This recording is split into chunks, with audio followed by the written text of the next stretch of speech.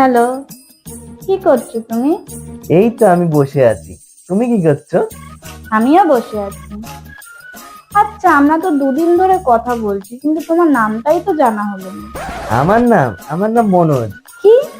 আমার বরের নামও না মনো? কি? তাই? আচ্ছা, তোমার নাম কি? আমার নাম আমার নাম তো নন্দিনী। কি? তোমার নামও নন্দিনী? জানো তো আমার বউয়ের নামও না নন্দিনী।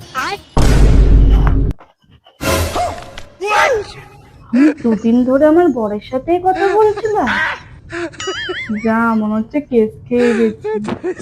কিন্তু এইভাবে তো আমি ফাঁসলে চলবে না, ওকেই ফাঁসাতে হবে। প্রেম করো অন্য মেয়ের সাথে?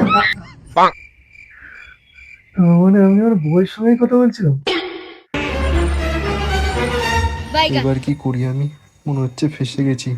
যা রেগে আছে, আজকে আমি গেছি।